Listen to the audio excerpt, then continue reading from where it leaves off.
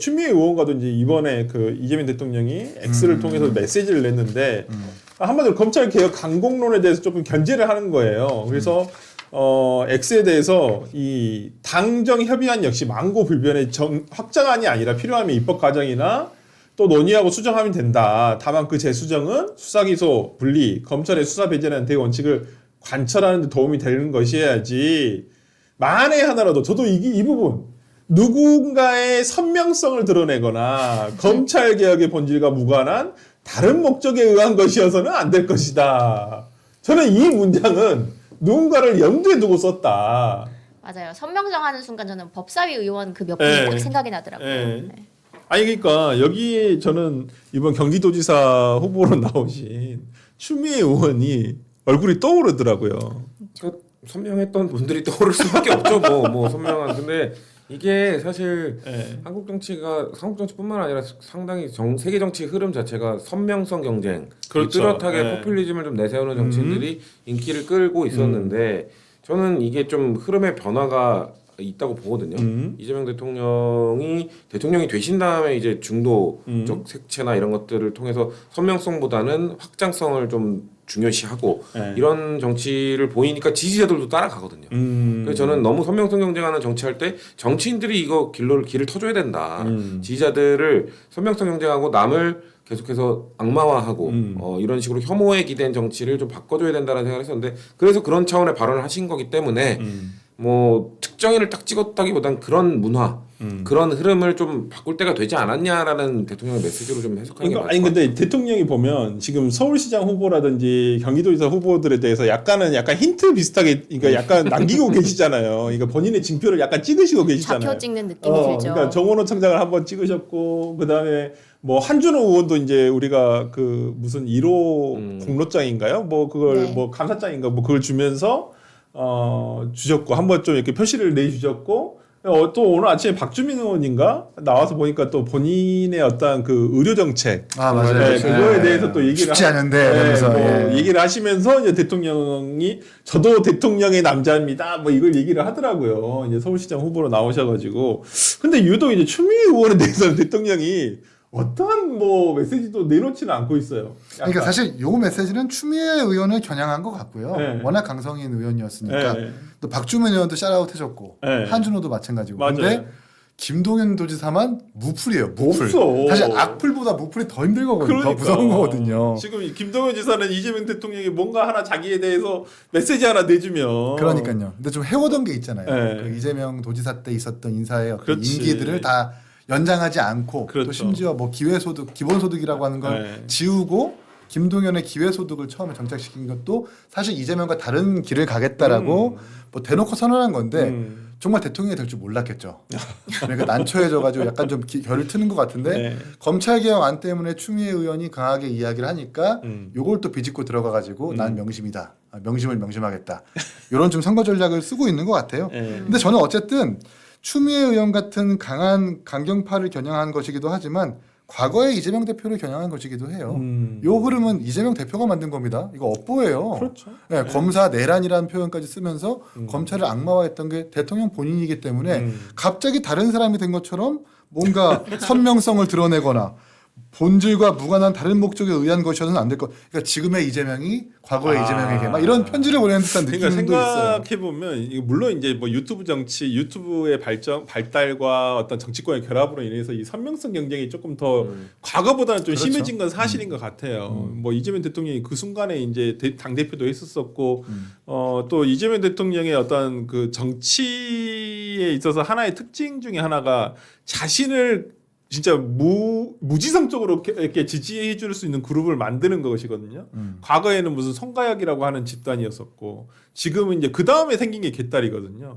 그러니까 진짜 무지성 지지. 이재명이 하는 거면 무조건 지지하겠다. 물론 이제 민주당에는 과거에 이제 뭐 문재인 대통령에 대한 지지를 했던 그런 분들도 계세요.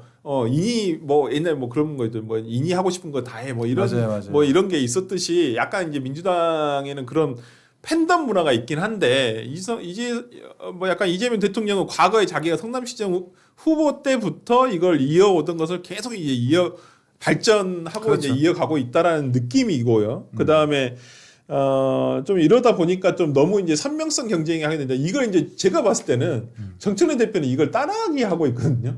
이재명 대통령이 했던 걸 나는 그대로 한번 따라서 그렇게 해볼 대통령이 거야. 됐으니까요. 네, 성공 방정식이니까. 네. 근데 이게 지금 그래서 이제 저는 정청래 대표가 소위 말하는 김어준 씨를 손잡았던 것이고 딴지 민심의 본인의 이름으로 얘기한 민심의 척도인 딴지 게시판을 적극적으로 이용했던 것이고라고 생각은 드는데 결과적으로는 그게 이재명 대통령과의 어떤 좀 부딪힘, 알력 다툼이 되다 보니까 지금은 조금 갈등 관계로 이어지는 것 같다라는 생각은 드는데 또 이렇게 이재명 대통령이 한 분에 대해서 또 선을 그으신 분이 한 분 계세요.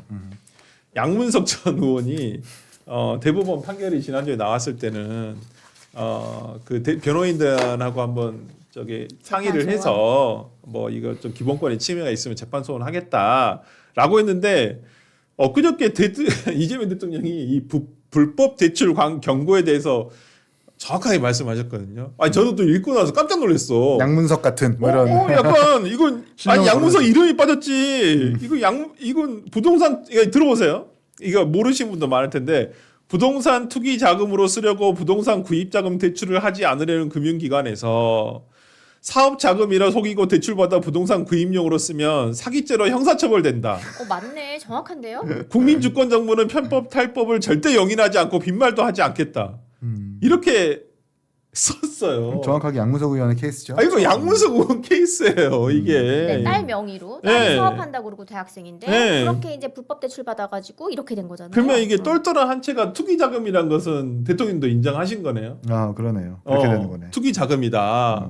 그러니까 양문석 의원이 서초구에 있는 무슨 뭐 아파트 30몇 억짜리 지금 뭐 구입하려고 해서 그러니까 사채까지 끌어다 썼는데 그 사채 이율이 너무 높으니까 새마을금고에서 11억인가를 빌려가지고 아마 이걸 변제를 하고 이제 한마디로 이 전환 대출을 한 건데 여기에 대해서 이제 그 양문석 의원이 이제 최종적으로는 사기죄로 형사처벌이 되고 의원직이 박탈이 됐는데 하여튼 뭐 이 부분에 대해서 얘기를 하니까 양문석 의원이 바로 메시지를 냈어요.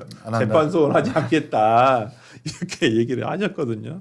이 부분 어떻게 보세요? 근데 뭐 이 메시지 때문에 그랬다면 변호사 상담했겠죠. 네. 변호사가 안 될 거라고 하지 않았겠어요. 저는 양문석 의원이 재판 소원 검토하고 있다고 얘기했을 때 잘 됐다라고 얘기했어요. 오히려 재판 소원이 이런 사람은 재판 소원 문턱도 못 간다는 사례를 보여줘야 된다. 초반에 이런 사례들이 많아야 된다. 너도 나도 신청하는데 헌법재판소에서 그냥 그 여기 필터링을 해버리는 그런 모습들을 보여줘야 재판소원의 본 뜻을 국민들이 알 수 있다, 알 수 있을 것이다라는 차원에서 얘기를 했었고 일단 뭐 전 이 양문석 전 의원 건에 대해서는 이런 분을 공천 취소하지 않고 공천하고 의원직을 하게 한 그런 국민 이 안산 시민들께 그래서 죄송하다는 말씀을 먼저 당에서 드려야 된다고 생각하고요. 양심적이야. 참 죄송한 거죠. 그러니까 국민들께 아마 여기서 또 여기에 또 아마 우리 당 후보를 내보내고 또 그 표를 달라고 할 텐데 표를 달라고 하기 전에는 일단 이 공천에 대한 사죄부터 드리는 게 그 시민들에게 안산 어디죠? 갑인가? 그쪽에 아무튼 유권자들한테 사과 먼저 드리는 게 저는 계속 이 이슈 나올 때마다 사과 드리거든요. 이 우리 당이 해야 되는 일이라고 생각합니다. 근데 여기 보시면 국민주권정부는 편법 탈법을 절대 용인하지 않는다. 뭐 빈말도 하지 않는다. 그럼 빈말하지 않으시는 건데 정정욱 비서관 농지 쪼개기 이거는 어떻게 하실 거예요? 네, 그러니까 지금 빈말 하신 거잖아요. 편법 탈법인데. 그러니까 그 부분에 대해서는 별로 본인이 신경 안 쓰시는 것 같아요. 그 정리는 인사 정리는 해야죠.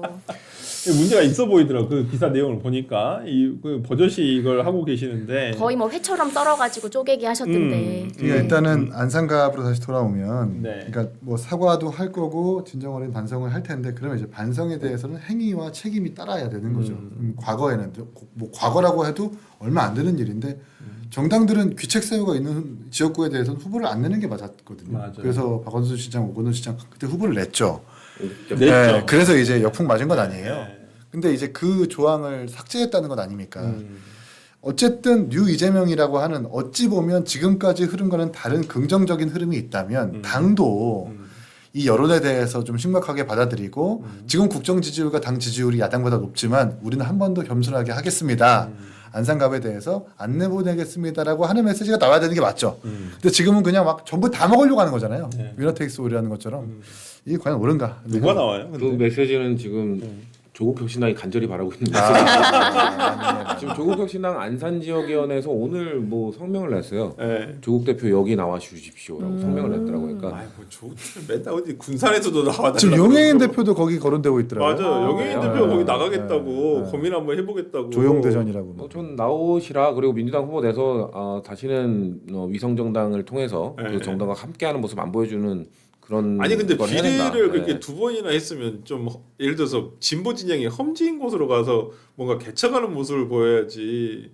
그렇게 언제까지 그냥 그렇게 소위 본인이 말하는 두 번 다 그 네. 정당의 탈당을 받은 것도 그것부터가 저도 그렇게 생각합니다만 꼴찌였군데 하여튼 뭐 지금 왜? 하여튼 저는 양문석 의원의 이러한 문제가 상당히 좀 대통령까지 이렇게 나서가지고 얘기를 한 부분이 있기 때문에 양문석 의원으로서는 참 근데 이때 당시 지난 총선 때 양문석 의원하고 김준혁 의원 그 공천과 관련해서 말이 많았고 막판에 그나마 부산이 이렇게 뒤집어진 게 이 두 영향 줬어요. 의원 영향이 맞아요. 컸다라는 얘기가 있어요. 당시에 뭐 PK 지역에서 상당히 좋게 가다가 막판에 결집을 한 게 이 두 분의 공천으로 인해서 뭐 그랬다는 얘기가 있었거든요. 아 저는 그래요? 저는 문재인 대통령이 갑자기 등장해서 PK 우리 이겼다고 뭐 생각을 그것도 했는데 하나의 원인이긴 한데 우리 자체 분석. 예, 네. 나머지 이분들의 어떤 공천이 조금 잘못됐다라는 평이 많았었어요. 맞아요. 예, 그렇기 때문에 저는 뭐 인과응보라고 생각을 하고 이제 살짝 이제 조금 재판소원과 관련해 이 양문석 의원이 나와가지고 얘기한 얘기인데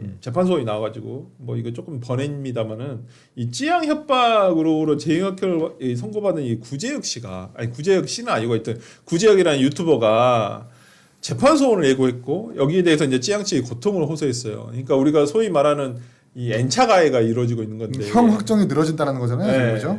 아니 형은 이미 확정이 됐죠. 근데 재판소원이라는 것은 확정된 재판에 대해서 다시 한번 들여다보자. 다시 한번 기본권 침해가 있으면 그 재판을 취소시키겠다라는 것이기 때문에 N번방 조주빈 씨도 좀 그런 주장하고 있는 맞아요. 하고 있죠. 네, 비공개 블로그에서. 그래서 이제 그 변호인이 뭐 이재명 대통령과 민주당에 너무 감사하다라는 지금 메시지까지 남기고 있는 상황이라서 이런 그분 정치하시는 변호인이잖아요. 예, 김소연 변호사. 그러시더라고요. 김소연 변호사. 네, 김영환 충북도지사 뒤에도 서 계시더라고요.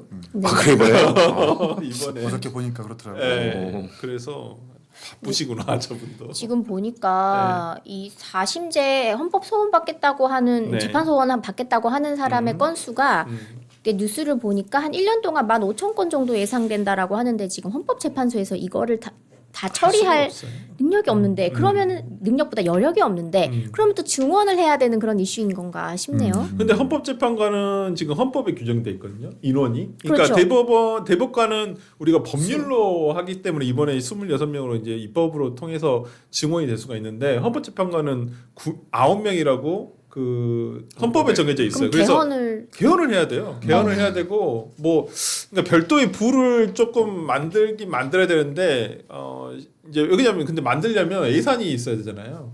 예산 협의 이제 들어갔다고 합니다. 그래서 지금 뭐 너도 나도 지금 헌법재판소원을 제기는 할 수는 있는데 이게 실제 실행되기까지는 좀 시간이 꽤 걸리지 않을까라는 생각이 좀 들어서 뭐 근데 어쨌든 간에 좀 그러네요. 그러고 보니까 재판소원법을 처리하면서 지금 이재명 대통령이 언급하는 추경이 이것과 관련된 재반 사항을 마련하기 위한 추경이다가 아니라 전혀 네, 이란 공습과 관련된 추경이라는 거잖아요. 그럼 또 추경해야 돼요? 그러니까 원래 같았으면 본 예산 추경 말고 ABB 내년도 본 예산의 예산을 태워서 그렇죠. 왜곡죄와 재판소원제를 네. 정확하게 정착시키겠다라는 게 정석이죠. 네. 근데 그게 아니라 일단 법 통과시키고 지금 추경도 거론 안 한다는 건 네. 일단 통과시켜 놓고 보자는 거예요. 그래서 법 왜곡죄 같은 경우는 아마 내심 이 위헌 판결 났으면 좋겠다고 생각하는 사람도 있을 거예요. 그렇겠죠. 민주당에. 네.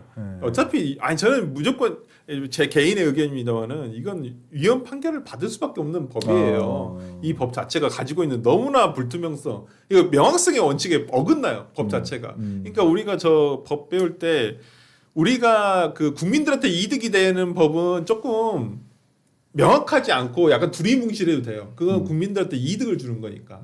근데 어떤 인신의 자유라든지 어떤 내 신체의 자유를 해할 수 있거나 아니면 어떤 법익을 개인의 국민들의 법익을 제한하는 법률은 굉장히 엄격하게 명확하고 엄격하게 규정을 해야 된다고 배웠거든요. 근데 이 법은 그렇지가 않아. 너무 해석의 여지가 많아요. 누가 어떤 어떤 기준에서 이걸 법을 왜곡했다라고 얘기를 하는지도 잘 모르겠어요, 솔직히. 맞아요. 제가 그거를 막 타고 올라가 봤거든요. 네. 그럼 예를 들어서 법 왜곡죄로 이제 고발당했어요. 그러면은 그 법관을 누가 수사하는 거죠?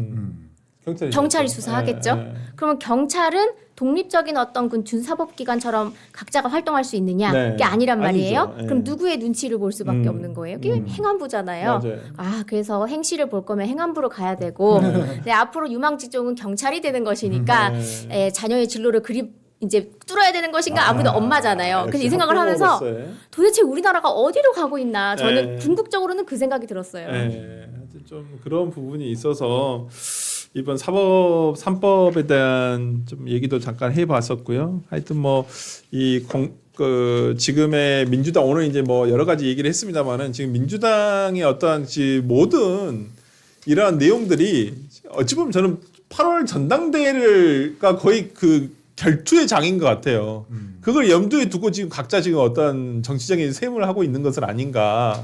네, 저희는 6월 지방선거를 준비하고 있습니다. 생각 안 하는 것 같은데 내가 봤을 때 지금 보니까 안 하는 것 같아. 다들 다 6월 4일에 지금 눈이 가 있는 느낌이고. 6월 4일이요? 6월 4일은 국민의힘만 관심 있어요. 제가 보니까 민주당 별로 관심이 없어. 민주당은 8월, 국민의힘은 6월 지금 4일. 왜냐면 이게 이제 다음 공천 그렇죠. 국민의힘은 6월 4일 날 이제 결과가 이제 당 지도부의 어떤 거치와 연결이 되는 것이고 여기는 이제 뭐 그런 건 없는 것 같고 제가 봤을 때는 그 총선 공천권이라는 그런 것 때문에 그것 때문에 가장 큰 영향이 근데 이게 잘 생각해 보면요. 민주당은 이제는 당대표의 임기를 2년을 다 생각하는 것 같아. 예전에는 당대표 임기라는 게 물론 2년은 정해졌습니다만은 중간에 복을 패하면 물러나기도 하고 그랬었잖아요. 근데 지금 민주당은 일단 당대표는 2년 하는 거야. 그렇죠. 이게 지금 전제가 돼 있으니까 이렇게 치열하게 하는 건 아닌가. 뭐 총선 전에 뭐 엄청난 흔들림으로 인해서 바뀔 가능성이 뭐 그렇게 있겠냐라는 거죠. 그렇죠. 네. 보통은 예전에 김기현 대표 물러날 때 강서구청장 보궐선거의 결과로 맞아요. 물러났어요.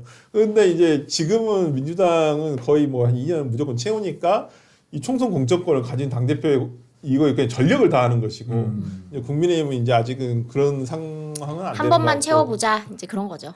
딱 한 번만 채워보자. 2년을 다 채운 당대표가 제가 알기로는 10년 동안 없지 않아요? 황우여 황우여 당대표가 당대표 가장 때. 최근에 2년을 네. 다 채운 걸로 알고 있어요. 그 전까지 그 후로는 다 당대표 임기를 다 못 채우고 중간에 나갔다라는 점을 다시 한번 얘기하면서 하여튼 그렇습니다. 하여튼 오늘 많은 말씀 해주셔서 너무나 감사드리고요. 오늘 여기까지 하겠습니다. 저는 내일 뵙겠습니다. 감사합니다. 감사합니다.